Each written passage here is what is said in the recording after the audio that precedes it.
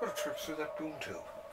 Oh, it was hot and humid in that boom tube.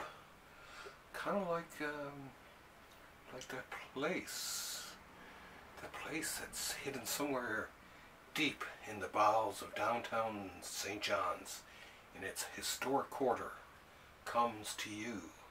That show that you all love out there in the Library of Graphic Literature. With me, Wallace Ryan, your host. Let's get rid of the old mother box there now. Oh, and you can tell, of course, once again this week, I'm sweating like the swine I am. But yeah, it's very humid here tonight, so let's get through this quickly. Just because I don't want to be sweating to death and sweating all over my comics, stuff like that. It's another thing. In the summertime, what do you do when you're reading comics? How do you read in humid weather? How does the humidity affect your books? Tell me. For me, it doesn't stop me. I'll read them in any weather.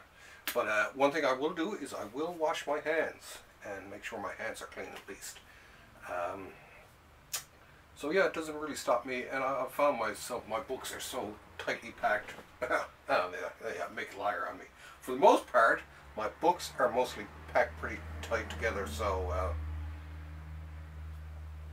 I tend not to see that much warping in them and stuff like that. So that's how I deal with it.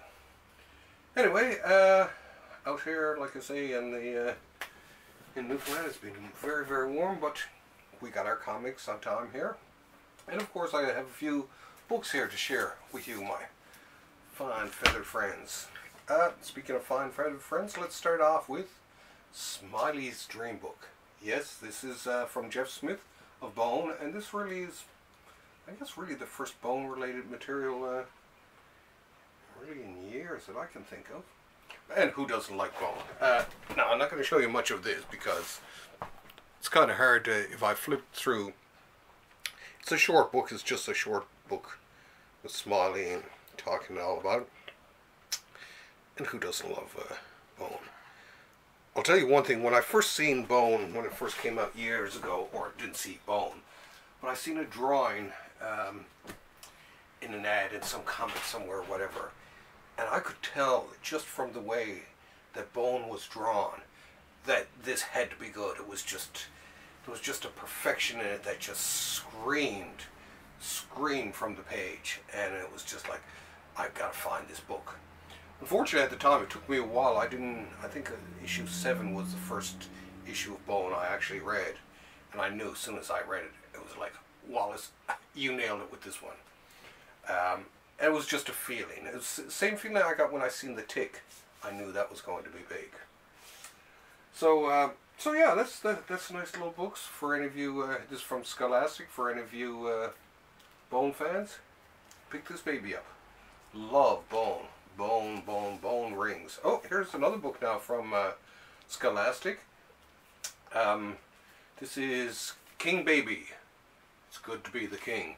From Kate Beaton, the famous cartoonist, New Yorker cartoonist. She's done a lot of great books, stuff like that.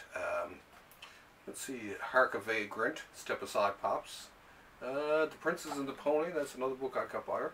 But, I mean, this is more of a kid's book and all that, but from the look of it, but I mean, I had to buy it. I just love, there's something about her style of drawing and all that that's just absolutely fabulous.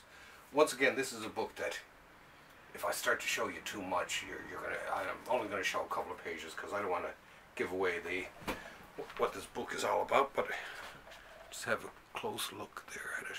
I don't know how many of you people are fans of Kate, but she is super cool. And I recommend anything else that she's done. Hark a Vagrant, absolutely ingenious. Her cartoon work is second to none.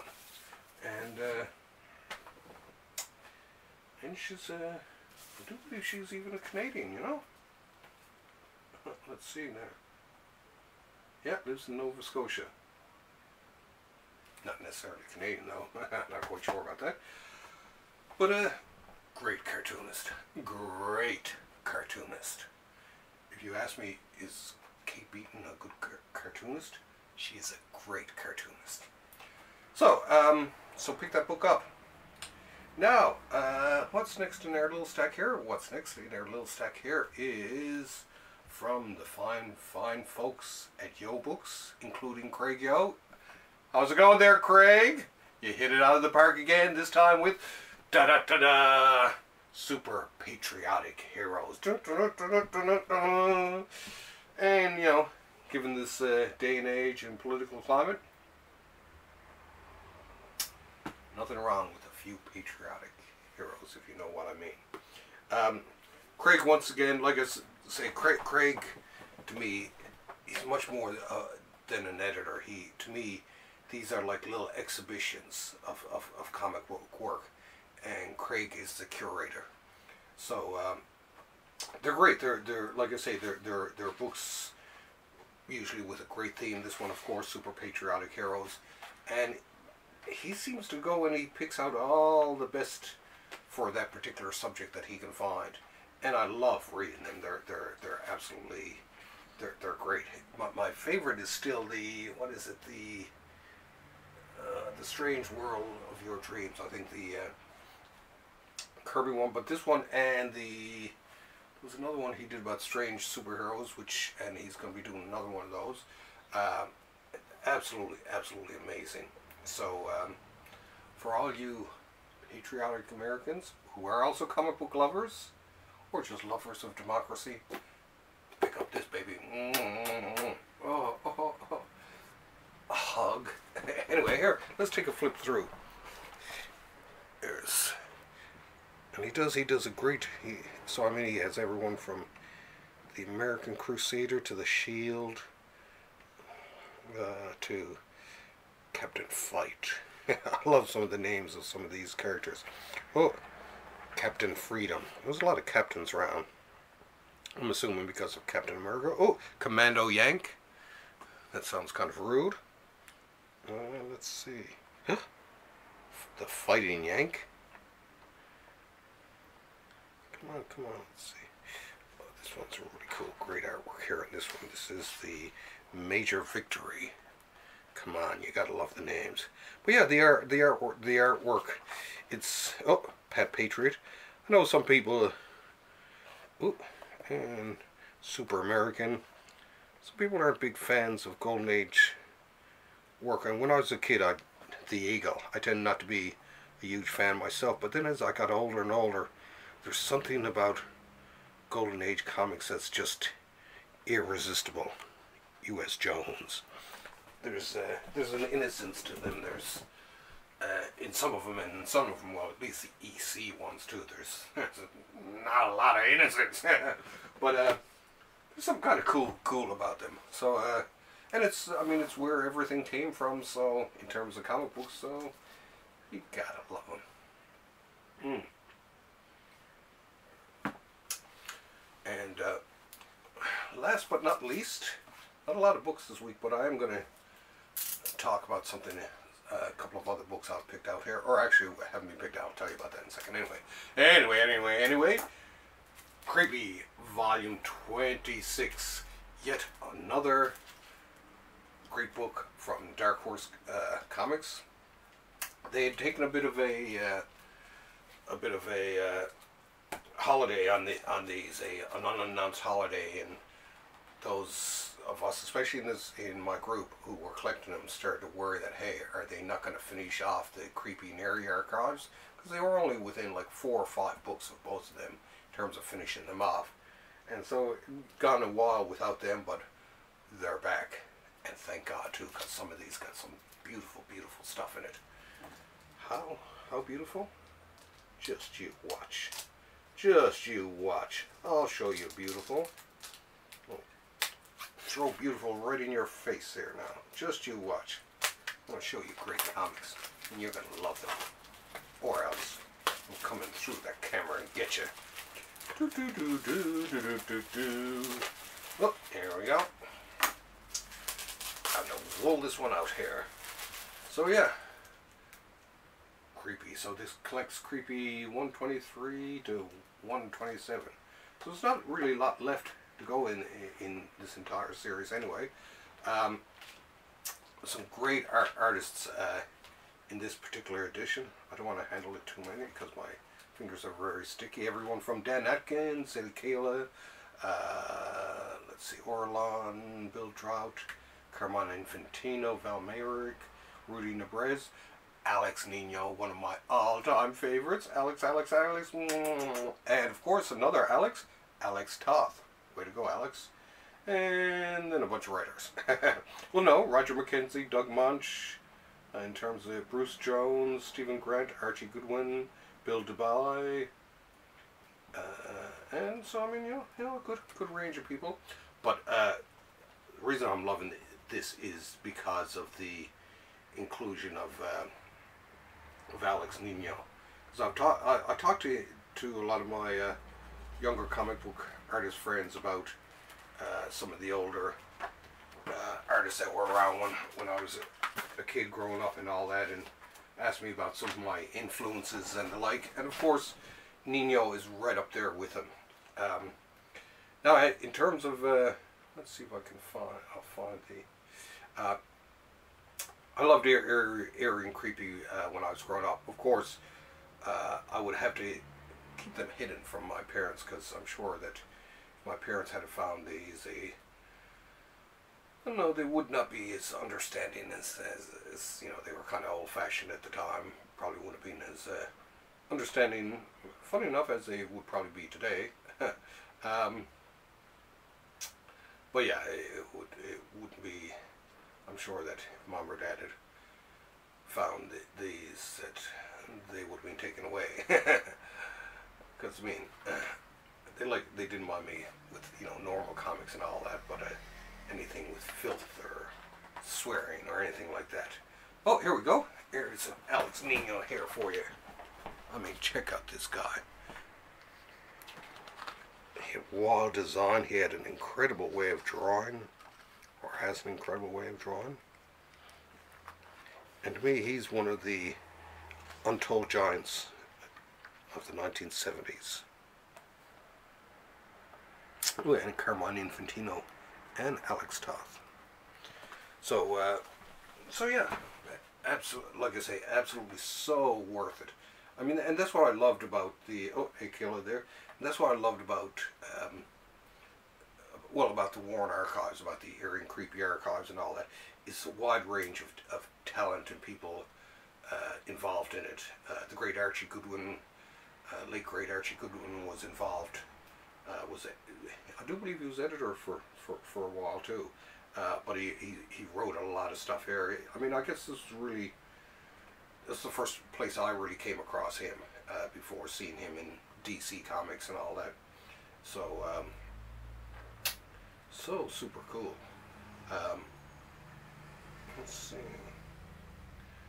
So, and the neat thing about it, eerie and creepy in some ways, they were like the, I guess eerie and creepy in a lot of ways was the heavy metal of the 1960s and early 70s.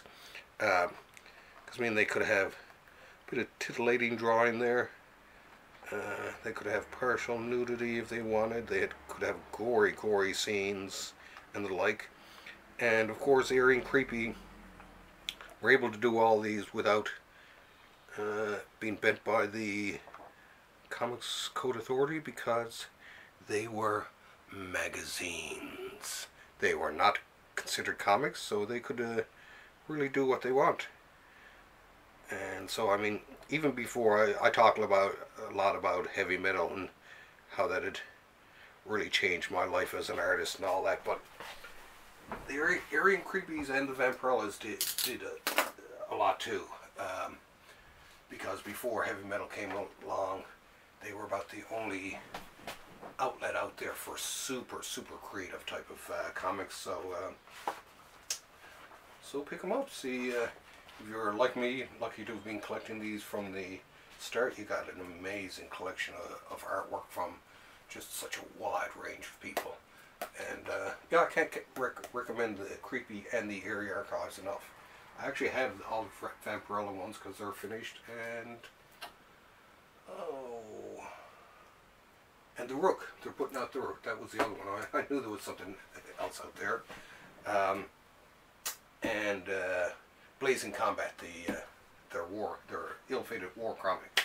Now, I'm always saying out there that when I'm talking to you folks out there through the comments section of these videos, that feel free to make suggestions or requests or whatever, and I'll see if I have something that I can fulfill the request from and chat about it. Now this week, because I don't have a lot of comics, I have room to squeeze in one of these little requests. This is going out to Dan Gilmore there. Hey Dan. Dan wanted me to talk a little bit about the Berni Wrightson Swamp Thing, and he wanted me to talk about my favorite Batman. So, let's do that. First of all, of course, when he was talking about Swamp Thing, he mentioned in particular Berni Wrightson. Now, I actually do have the DC Classics Comic Library version of it that does have the first 10 issues of Swamp Thing done by, well, actually 11, I guess, even counting House of Secrets number 92. But yeah, I have.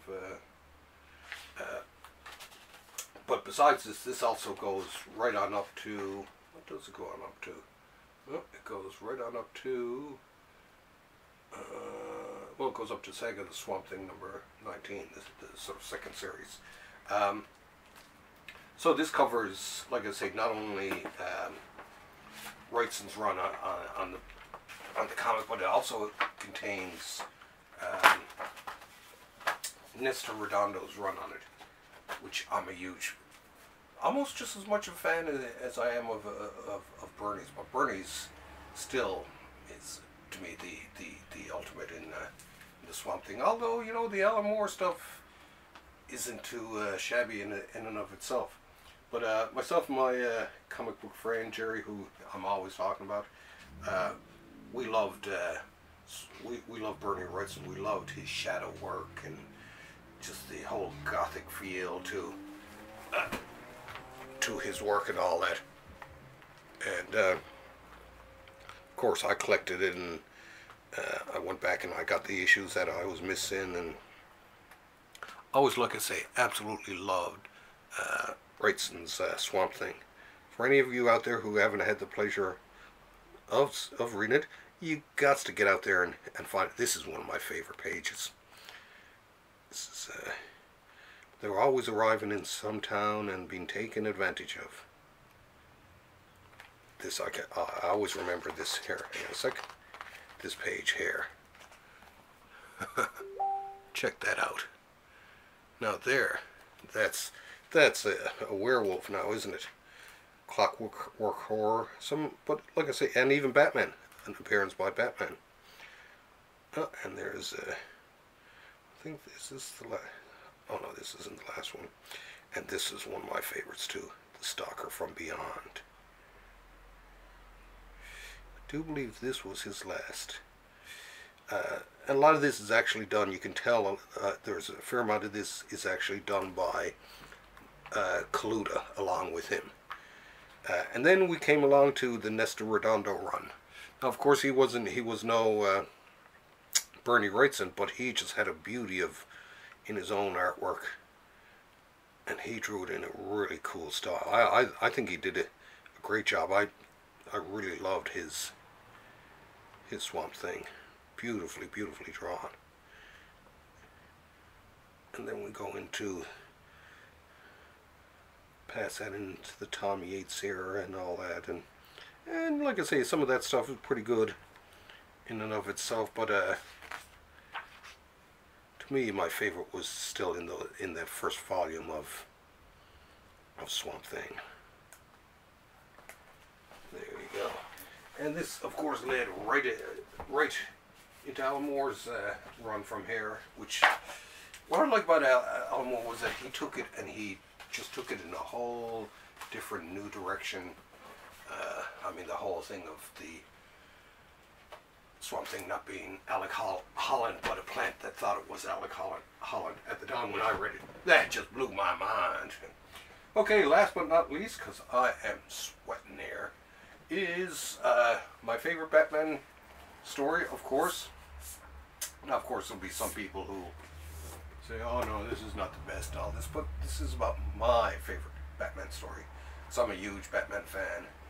And when Dan asked me what my favorite Batman story is, I had to think for a second, because of course there's so much out there. But when I thought of one single self-contained story that had to be my favorite, of course there was no choice. It had to be Frank Miller and David Mazzucchelli's Year One. Now this is the Absolute Edition. There were two editions of that. There was this, and then there was, I got this in another edition too. There was one. This is printed very much like the original comic itself. The original coloring. I mean, it looks like they scanned it directly from one of the old comics, which was kind of cool because I kind of like the look of it. Now, of course, they recolored it for the softcover editions and all that, and that tends to be the version people seen. But I can remember buying this at the time and thinking, oh my God, Frank Miller doing the origin of Batman. And this one, I actually, in some ways, whoop, darn, dropped that little tag thing there. But in some ways, I like this even more than The Dark Knight Returns, because this is just so gritty, and this adds so much to the whole mythology of Batman. This was the first place you really seen, or that really portrayed the Gotham police force as a corrupt police force, and there were a lot of characters appeared in this. Flash, Essen, lots and lots of people. So, and of course, Catwoman. So yeah, it's without doubt this has to be my favorite Batman story. Oh, and here we go. I'll show you the. Now, of course, this one's a lot. The artwork you'll see here is a lot cleaner. There's that page there. It's a lot more different. This was, like I say, this is more or less the collected editions coloring. Still not too bad. I mean, like I say, the story itself shines right on through. So, yeah, if you're out there looking for a good Batman story to read, and you've read all the rest, and you haven't read Year One, you're missing something fantastic. Okay, well, it's kind of hot here. I drink tea during hot weather, yes, I know. I'm actually starting to sweat now, and if I keep at this, I'll sweat all over my comics, and that is a sin. So, yes, I want you to send a boom tube my way. Anyway, next week, going to be a lot of things next week, by the way, people. Stay tuned, including a Jack Kirby Artist Edition. There it is. That boom tube come from far away to take me where it will take me. See you next week. Yeah!